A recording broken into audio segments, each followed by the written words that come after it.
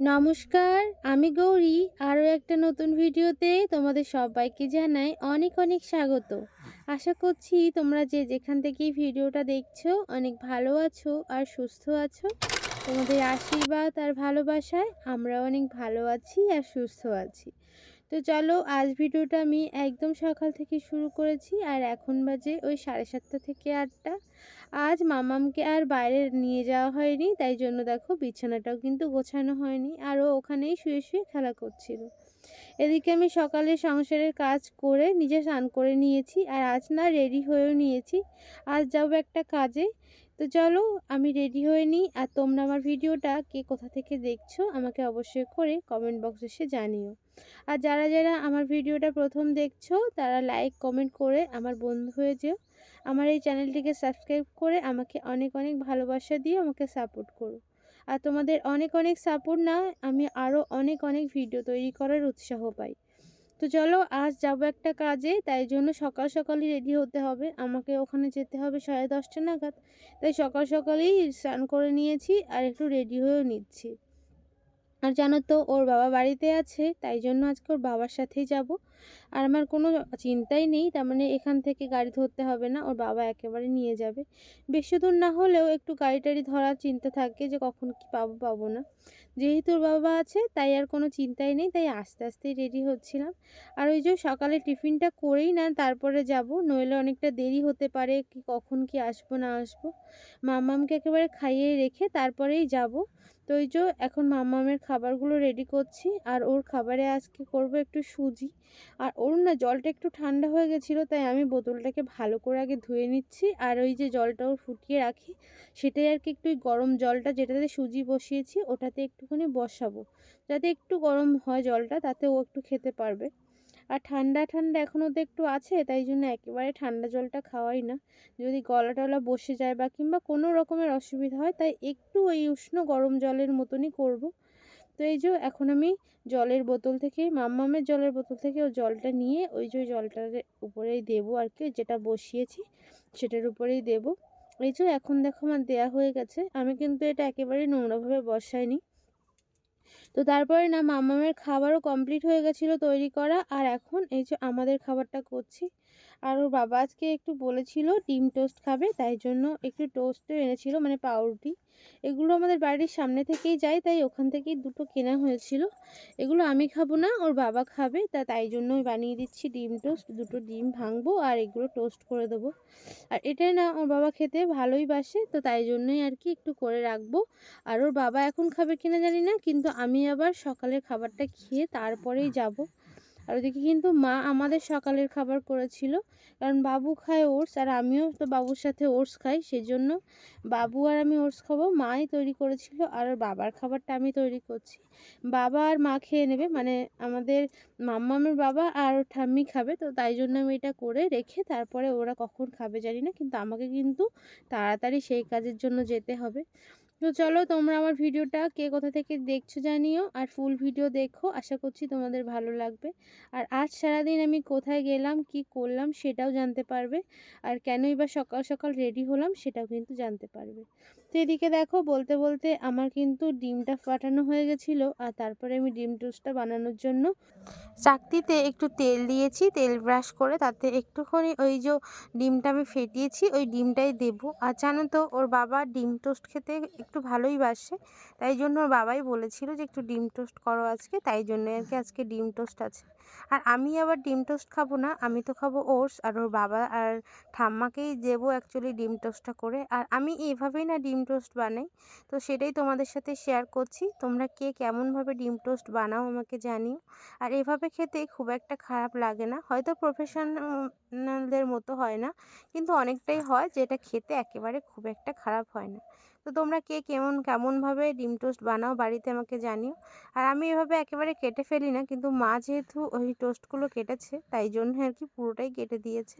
আর কিছু ডিম সিদ্ধও করেছিলাম, আমি ভেবেছিলাম ও অন্য কিছু খাবে, তো তাই জন্য ডিম সিদ্ধটা দিতাম, কিন্তু এখন বলল যে ডিম টোস্ট খাবে, ও ডিম সিদ্ধ দিয়ে কোনো কিছু খাবে না।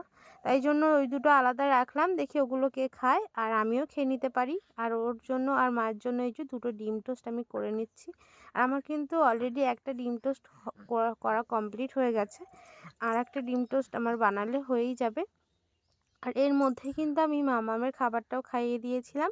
আর মামাম এখন ওর ঠাকুরদাদার সাথে খেলা করছে, আর মা ওদিকে দুপুরে রান্নার জন্য জিনিসপত্রগুলো গোছাচ্ছে। আর আজ যেহেতু ওর বাবা বাড়িতে আছে, তাই জন্য আজকে একটু ভেবেছি মাংস রান্না হবে। তাই এনেও ছিল ওর বাবা আগে আগে সকাল সকাল উঠে, আর সেটাই মা এখন গোছাচ্ছে আর যা রান্না হবে সেগুলো। আর আমি যেহেতু একটু বাইরে যাব কাজের জন্য, তাই জন্য কিন্তু আমি সকাল সকাল স্নান করে নিয়েছি, সেটা তোমাদের আগেই বললাম। আর এই যে এখন কিন্তু আমার সেকেন্ড ডিম টোস্টটা হচ্ছে। আর এইগুলো না আমি রেখে দেবো, ওর বাবা আসবে তারপরে খাবে। ওর বাবা একটু গেছে ওই রাস্তার দিকে, আর তারপরে কিন্তু আমি বেরোবো ওর বাবার সাথে। তো তাই জন্য সকাল সকাল মানে তাড়াতাড়ি একটু করে দিচ্ছিলাম, তাই জন্য একটু কিন্তু গ্যাসের ভলিউমটা একটু জোরে দিয়েছি। তো চলো, আমার কিন্তু ডিম টোস্ট করা প্রায় কমপ্লিট হয়ে গেছে। এইবারে ওর বাবারটা করা হয়ে গেল আর ঠাম্মারটা করা হয়ে গেল, ওর বাবার ঠাম্মা একসাথে খাবে। আর বাবুর ব্রেকফাস্ট কমপ্লিট হয়ে গেছে করা, এবার আমি করে নেব, খাবারটা খেয়ে নেব। আর আমারটা তো রয়েছে আগে থেকে করা, তোমাদেরকে বললাম মা ওটস করে রেখেছে, সেটাই আমি খাবো। আজকে না একটুখানি একটা বেল ছিল বাড়িতে, সেই বেলটাই বাবু এনেছিল, তো সেটাই আবার শরবতও করবো ভাবলাম। তাই জন্য আর কি একটা বেলও শরবত বানাবো বলে ভেঙে নিলাম। আর সেটাই না এইভাবে একটুখানি কুড়ে কুড়ে ওর থেকে নিয়ে নিচ্ছিলাম। আর বেলটা আর শরবতটা আজকে আমি চিনি দিয়ে করব না, যেহেতু বাবু খাবে তাই একটু গুড় দিয়েই বানাবো যাতে বাবু খেতে পারে।